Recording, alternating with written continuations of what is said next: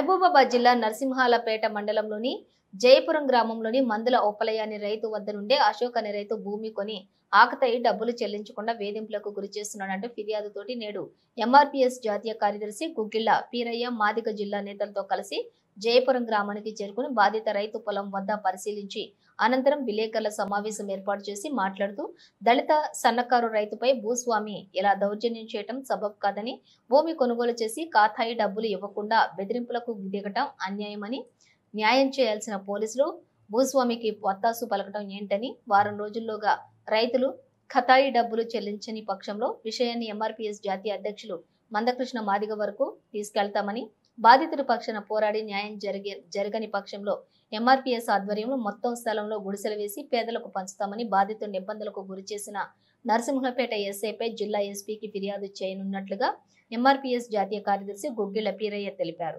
ఈ కార్యక్రమంలో ఎంఆర్పీఎస్ జిల్లా నేతలు, నరసింహులపేట నాయకులు పాల్గొన్నారు.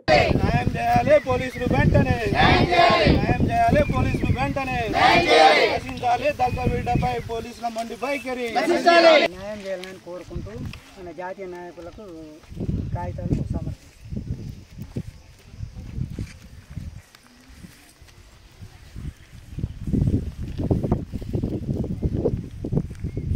పిలిపించి సదరు రేపు ఎల్లుడు ఆయన డబ్బులు ఆయనకి ఇస్తా, నా భూమి మీదకి రాని అవసరం లేదు, లేదంటే ఆ 38 గుంటలు కొలిసిస్తా, మిగతా ఉన్న ఎంత దేలని భూమి నాది నేను ఉంచుకుంటా. దళితున్న ఉద్దేశంతో ఈ విధంగా జాప్యం చేస్తున్నారు. దీని మీద ఎంఆర్పీఎస్ జాతీయ నాయకులు కానీ మీడియా వాళ్ళు కానీ అందరూ ఈ ఫీల్డ్ మీదకి వచ్చారు. దయచేసి ఎంఆర్ఓ గారు కానీ, జిల్లా కలెక్టర్ కానీ, ఎస్పీ గారు, డిఎస్పీ కానీ అందరూ నా మీద దయ తెలిసి నాకు న్యాయం చేయాలని నేను కోరుకుంటాను.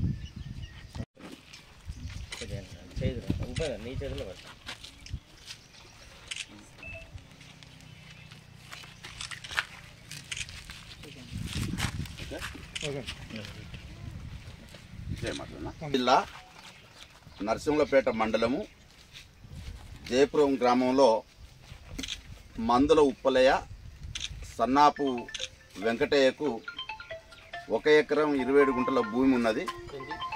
అట్టి భూమిని గండి అశోక్కు 3 సంవత్సరాల క్రితము 1 ఎకరం 2 గుంటల భూమిని అమ్మడం జరిగింది. 20 లక్షలకు పూర్తి స్థాయిలో అమ్మడం జరిగింది. 20 లక్షలలో 18 లక్షల రూపాయలు ఇచ్చేసి పీరయ్య మాదిగ ఎంఆర్పీఎస్ ఎంఎస్పీ జాతీయ కార్యదర్శి మహబూబాబాద్ జిల్లా నరసింహపేట మండలం జయపురం గ్రామంలో మందుల ఉప్పలయ్య సన్నాపు భిక్షమయ్యకు వెంకటయ్యకు 1 ఎకరం 27 గుంటల వ్యవసాయ భూమి ఉంది. కుటుంబ ఆపదల్లో ఉన్నాడు గనక తను అట్టి భూమిని గండి అశోక్కు 1 ఎకరం 2 గుంటల భూమిని అమ్మడం జరిగింది 3 సంవత్సరాల క్రితము.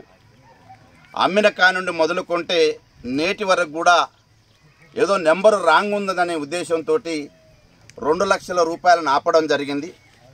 పోలీస్ స్టేషన్లో పైసలు ఇవ్వడం లేదని ఫిర్యాదు చేస్తే ఎస్ఐ గారు ఉప్పలేనే మానసికంగా వేధించడం మొదలు పెడతా ఉన్నాడు.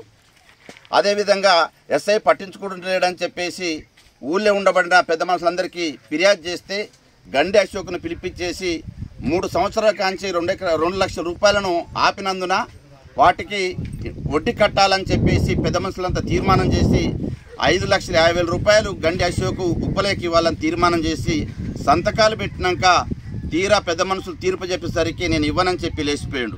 లేచిపోవడమే కాకుండా మళ్ళీ పోయి ఉప్పలే మీద కేసు పెడితే ఎస్ఐ పిలిపించి తన నోటుకొచ్చిన పద్ధతుల్లో మాట్లాడడం జరిగింది.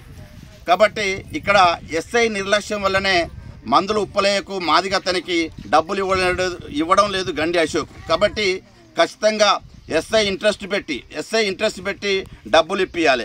లేదు అనుకుంటే ఏదైతే మాదిగతని భూమిని కొనుగోలు చేసి 3 సంవత్సరాల దాకా జాప్యం చేసిండో ఆ జాప్యం చేసిన దానికి నిర్లక్ష్యం వహించిన దానికి గండి అశోక్ మీద SC ST atrocity act case నమోదు చేయాలని చెప్పేసి మేము ఎస్ఐ గారిని డిమాండ్ చేస్తూ ఉన్నాం.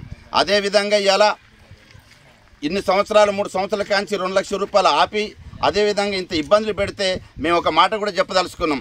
గండి అశోక్ నీ పైసలు నీకు ఇచ్చేస్తాం, మా భూమి మాకు ఇచ్చేసి, లేదు 2 లక్షల రూపాయలు బేషరతుగా 5,50,000 రూపాయలు బేషరతుగా మరి ఎంఆర్పిఎస్ ఆఫీస్కి వచ్చేసి కట్టాలి.